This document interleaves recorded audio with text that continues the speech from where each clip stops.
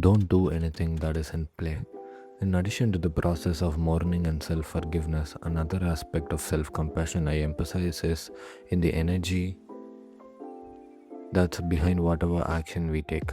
When I advise don't do anything that isn't play, some take me to be radical, even insane. I honestly believe, however, that an important form of self compassion is to make choices motivated purely by our desire to contribute to life rather than out of fear, guilt, shame, duty, or obligation.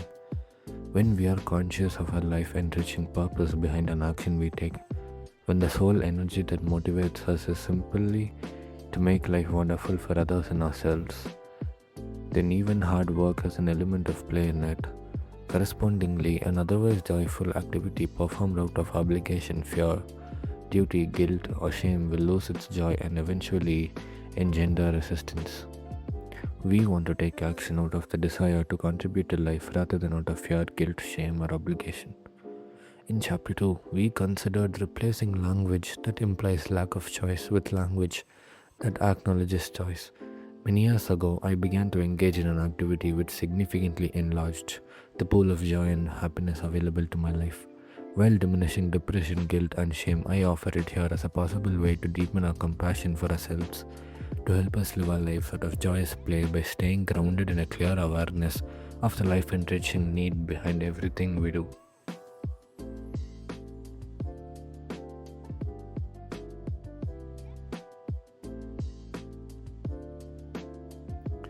Translating have to choose to. Step 1. What do you do in your life that you don't experience as playful? List on a piece of paper all those things that tell yourself you have to do. List any activity you dread but do anyway because you perceive yourself to have no choice. When I first reviewed my own list, just seeing how long it was gave me insight as to why so much of time was spent not enjoying life. I noticed how many ordinary daily things I was doing by tricking myself into believing that I had to do them. The first item on my list was write clinical reports. I hated writing these reports, yet I was spending at least an hour of agony with them every day. My second item was drive the children's carpool to school. Step 2. After completing your list, clearly acknowledge to yourself that you are doing these things because you choose to do them, not because you have to. Insert the words I choose to in front of each item you listed. I recall my own resistance to this step. Writing clinical reports, I insisted to myself, is not something I choose to do. I have to do it. I'm a clinical psychologist. I have to write these reports.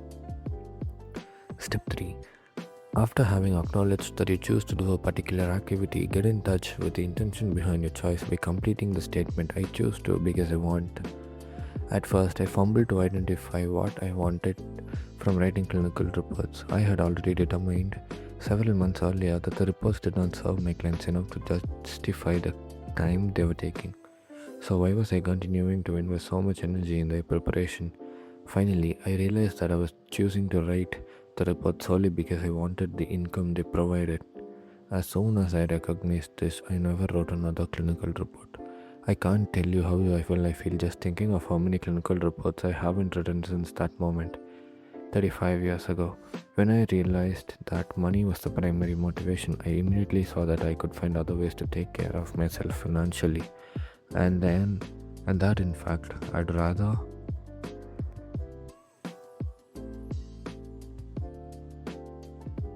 scavenge in garbage cans for food rather than write another clinical report.